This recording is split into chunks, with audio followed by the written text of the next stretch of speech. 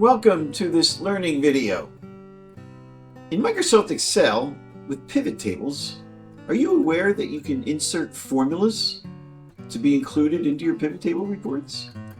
Well, that's what this video is going to show you. I'm going to keep this real simple.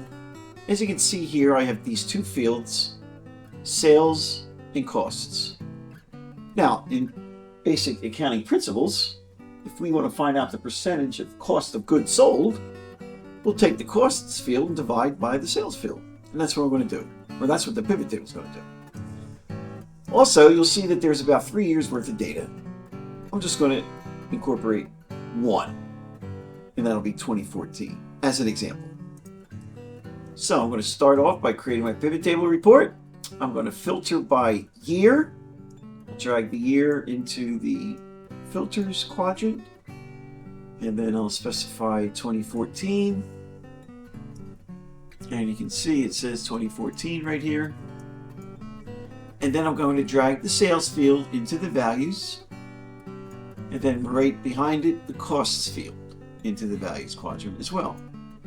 And then to actually see my customers, I drag the customer field into the rows quadrant. And there we go. Pretty cool. Okay, now, $64,000 question is, how do I get that formula? That's what we're going to talk about. So grab your chair, grab some popcorn. Here we go. Number one, we have to be inside the pivot table report, which is where I'm at.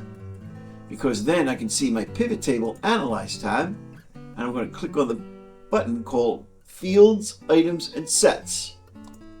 And then I'm going to choose Calculated Field.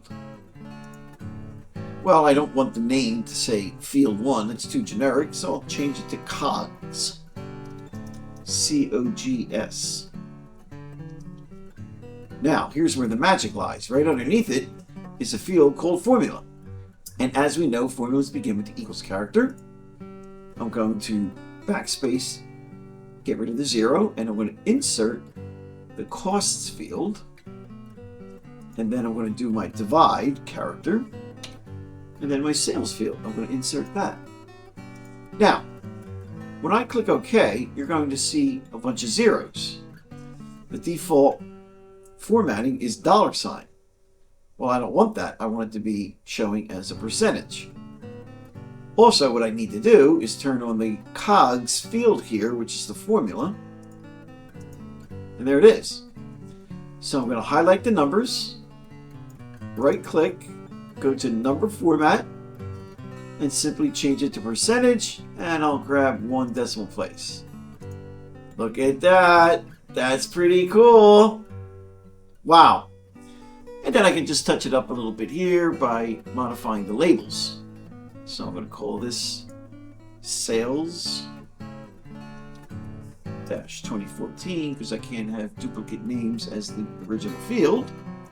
And I'll do the same here, Costs 2014, and then I'll just call this COGS 2014, and there we go. That was pretty neat, huh? So I kept this simple, but I want you to start thinking where you can have a possibility of other formulas, and I'll just mention a few that comes to mind. How about percent increase on the sales, or various margin calculations, etc. Okay.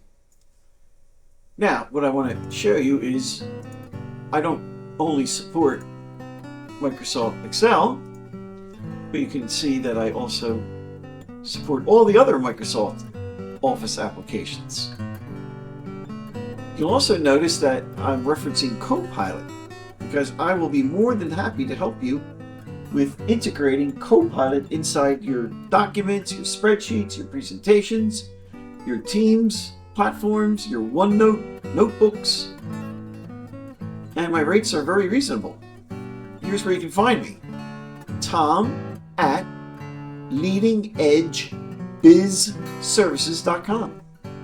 So thanks for watching. Have a great day.